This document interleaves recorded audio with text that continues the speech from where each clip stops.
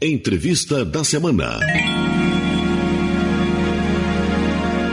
O tema da entrevista da semana é sobre bioética e biodireito. A repórter Gabriela Halpe conversou com o advogado Eduardo Borba Alamini sobre o assunto. Doutor Eduardo, como que o direito se enquadra na bioética, já que é uma área da ciência mais estudada pela medicina ou biologia? Porque a bioética ela acaba sendo um estudo das relações humanas, tá? E aborda muito o aspecto moral, o aspecto ético e o aspecto jurídico. Ela tem um objetivo de preservar a saúde, né, e de preservar a integridade física e psíquica, e a vida como um todo. Podemos dizer então, a grosso modo, que o biodireito é o direito aplicado na bioética, ou seja, as relações jurídicas que legitimam o direito das pessoas. Sim. O biodireito o biodireito e a bioética, eles acabaram surgindo da necessidade de regular a vida social, né, a partir do quê? A partir dos avanços tecnológicos da área da medicina, né, e estudar qual o limite ético para a aplicação dessas tecnologias na vida, seja do ser humano, dos animais ou até do vegetal. Atualmente, quais os temas que estão sendo discutidos no biodireito, a nível mundial e também nacional? Certo. Bom, desde a parte da questão vegetal, que são os alimentos transgênicos, né, que é a mutação de genes das plantas em laboratório, passando da questão da início e terminalidade de vida, ou seja, o direito do embrião nas reproduções assistidas, né, até a terminalidade de vida, quando se debate muito a eutanásia, né, distanásia e ortotanásia. Nós temos também a questão da clonagem, a questão do aborto, a questão da relação do médico e paciente, o sigilo profissional, a questão da AIDS. Então, assim, são várias questões debatidas e que, quando acontece algum fato concreto no mundo, se levanta novamente uma discussão sobre aquele assunto. No caso do Brasil, há pouco tempo atrás, por causa da Zika, houve novamente a discussão sobre o aborto, né? Então, o que é permitido pelo Brasil, a princípio, só a questão dos fetos anencéfalos, né? E na questão também de estupro, desde que seja comprovado através de BO, né? E um processo judicial. E com relação do Zika, como começou a aparecer alguns fetos com microcefalia, havia muitas mães, principalmente no Nordeste, onde o foco do mosquito foi maior, de que estavam cometendo aborto, às vezes sem saber se o próprio feto, né, o próprio filho gerado, ia vir com microcefalia ou não.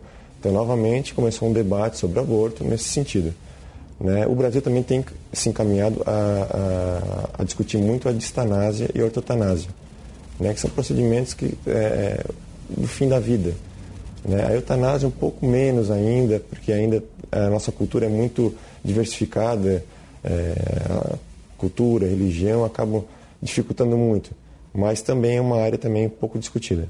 Quando falamos em autonomia na relação médico e paciente, até que ponto, juridicamente, o médico pode opinar no que é melhor para o paciente e o paciente pode decidir quanto aos tratamentos médicos? O dilema na questão da bioética é o limite onde vai e quem vai decidir pelo tratamento ou procedimento para aquele paciente vai passar, né? Esse é um dilema bioético que a medicina tem, ou seja, tu vai defender a autonomia do paciente de escolher aquilo que ele acha melhor para si, pois ele está falando do seu próprio corpo, né? Então ele tem assim, uma autodeterminação do seu próprio corpo, ou do médico, que é aquela pessoa capacitada que conhece os tratamentos, conhece as consequências daquela doença e sabe melhor como tratar aquela doença. Então isso se discute muito. Para a questão do paciente, a gente tem as diretivas antecipadas de vontade, que foi uma resolução do Conselho Federal de Medicina, né? Foi 1995 de 2012, onde ele diz que o paciente tem o direito de escolher quais tratamentos ele quer ou não ser submetido, mas quando ele estiver apto para dizer sobre quais procedimentos ele quer passar, né? Então, com isso, o médico acaba respeitando as decisões do paciente sobre um tratamento ou um procedimento cirúrgico que ele queira ser submetido.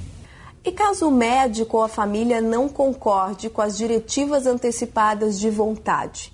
Ele é um documento legal? Tem alguma forma de contestação? Como é que a justiça vê isso?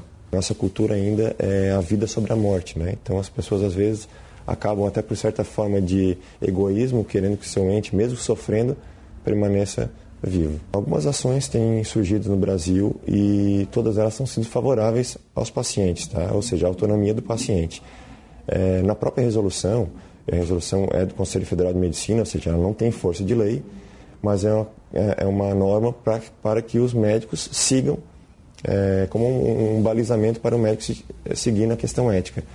E ali diz que o paciente que tiver as diretivas antecipadas de vontade, o médico vai ter que cumprir, e mesmo a família sendo contrário àquelas diretivas, o médico vai cumprir a questão do que está decidido naquele documento. Eu sempre aconselho para que procurem duas pessoas, dois profissionais. Um médico, que é aquele apto a conversar com o paciente e explicar sobre a doença do paciente. Uma pessoa com câncer irreversível, né?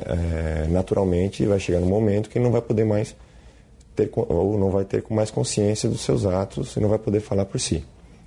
Então ele vai conversar com um médico, né, um profissional da medicina, no sentido de que aquele profissional vai dizer tudo sobre aquela doença, vai falar sobre os tratamentos, as consequências dos tratamentos, benefícios, os riscos, e aquela pessoa vai optar, vai dizer assim, não, eu não quero ser, então, se for o meu caso, um entubamento, eu não quero ser entubado, eu não quero passar por uma traqueostomia, eu não quero passar por uma diálise, ou, de uma forma contrária, eu quero passar por tudo isso, quero permanecer vivo o maior tempo possível. Tá? E o outro seria o advogado, para quê? Para que auxiliasse o paciente, vamos dizer assim, ou essa pessoa interessada a fazer esse documento, para que não conste nas diretivas antecipadas de vontade coisas que não são permitidas na lei brasileira, como o caso de um suicídio assistido ou a própria eutanásia. Doutor Eduardo, nós sabemos que a eutanásia, assim como o aborto, é proibida no Brasil por lei. Eu queria que o senhor explicasse os termos distanásia e ortonásia, o que significam e se são legais no Brasil. A distanásia, que é o prolongamento artificial da vida. Ou seja, tu acaba fazendo uma série de procedimentos, tá, que às vezes acaba sendo fútil ou invasivo, que vai te prolongar a vida por pouco tempo. A ortotanásia é chamada de morte na hora certa, ou seja, tu acaba cuidando do paciente de uma forma de que tu traga a ela uma estabilidade emocional, né? Deixa de repente a pessoa sem dor, cuida dos familiares, né? Na questão religiosa, na questão de tratamento, o que faça com que a pessoa não passe por tratamentos invasivos, né? Que prolonguem a vida pouco tempo, mas que causem muito sofrimento para ela. Né, que às vezes a pessoa está na cama do hospital, passando por procedimentos evasivos, vai causar muita dor, muito sofrimento para ela, que poderia dar de repente dentro de um quarto da própria residência, com pessoas próximas, ao invés de estar numa UTI, né, sedada 24 horas por máquinas, luz, o tempo inteiro ligada. Outro termo bastante usual é consentimento livre e esclarecido e ainda dever de informação. O que exatamente eles querem dizer? Então, o termo consentimento pré-informado, que a gente chama, é um documento em que o paciente, de forma autônoma, tá, e livre, ou seja, com escolhas de procedimentos, escute do médico esse diagnóstico dele e o prognóstico, ou seja, quais são os tratamentos que ele vai fazer, quais são os exames que ele vai ser submetido, qual vai ser o resultado dessa doença, quais as consequências desse tratamento, e assim que ele assimilar essas informações, ele poder consentir ao médico. Isso acontece muito em casos ou de experimento ou de repente uma pré-cirurgia, que acaba consentindo ao médico que, não, doutor, eu entendi tudo que está acontecendo, tudo que pode acontecer comigo, né? E isso tem que ser uma linguagem acessível, né? Para que o paciente diga, não, estou pronto, estou apto a fazer esse tratamento.